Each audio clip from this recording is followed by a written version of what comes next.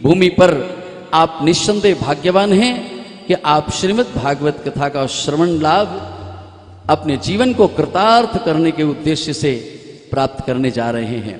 कथा के दूसरे दिवस में हम सब लोग बड़े ही सहज भाव से भगवान की परम मंगलमयी कथा का आस्वादन करने बैठे हुए हैं।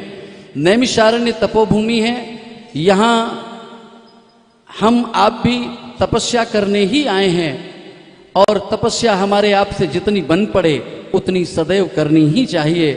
इसलिए आप सब बहुत ही आनंद पूर्वक श्रीमद् भागवत की कथा श्रवण करेंगे।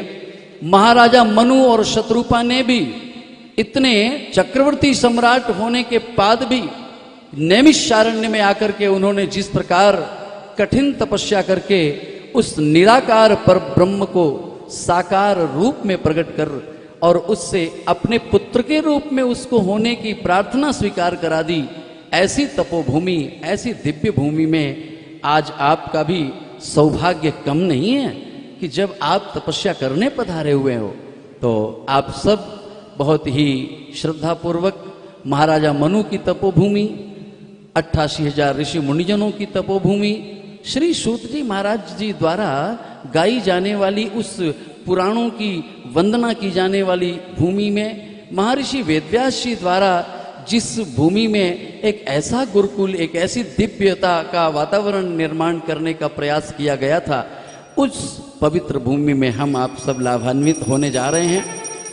पूज्य श्री द्वारा श्री भागवत जी का पूजन हो रहा है। मैं आपसे कहूंगा कि आप हाथ जोड़ करके बड़े ही श्रद्धा से श्री भागवत जी को प्रणाम करेंगे।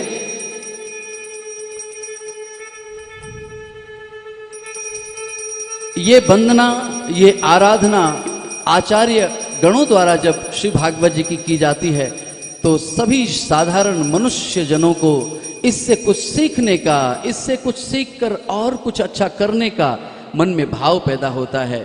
तो मैं बहुत श्रद्धा के साथ आप सबसे विनती करूंगा कि आप हाथ जोड़कर प्रणाम करेंगे और हम सब मिलकर पूज्य श्री को निवेदन करेंगे कि महाराज श्री आप व्यासपीठ पर विराजमान हैं, आपको सत सत प्रणाम है, आपको सत सत नमन है।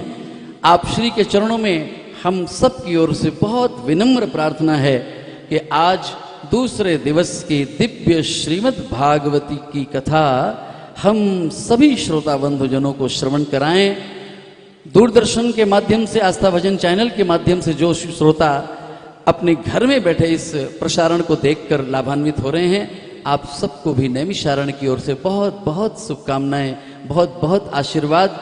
आप भी कभी मन बनाइए और कभी भी अपने गांव, शहर, नगर में ऐसे महाविद्वान जनों के मुखारविंद से श्रीमद् भागवत की कथा का आयोजन यदि आप कराना चाहते हैं तो नीचे पट्टी पर आपको महाराज श्री के अथवा उनके परिकरजनों के नंबर्स डिस्प्ले हो रहे होंगे। आप वो नंबर्स नोट करें और कभी भी ऐसी दिव्य श्रीमद् भागवत की कथा आपके नगर गांव में आयोजन हो, आप साक्षात उस दिव्य कार्यक्रम के साक्षीदार बन सकें, इसके लिए आप वो नंबर प्रयास करके डायल कर सकते हैं, सेवाएं ले सकते हैं।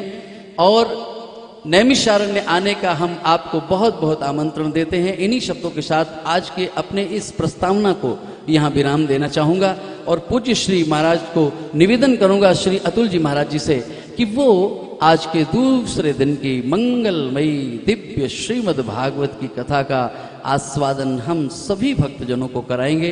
पूज्य महाराज श्री।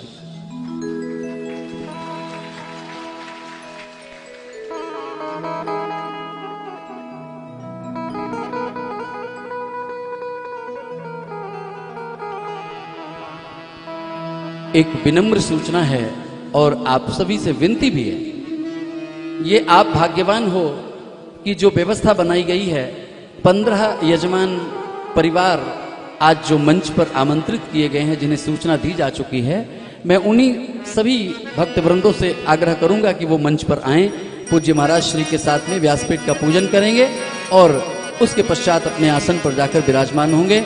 अगले दिन फिर 15 परिवारों को हम आमंत्रित करेंगे। बहुत बहुत धन्यवाद। जय श्री कृष्ण।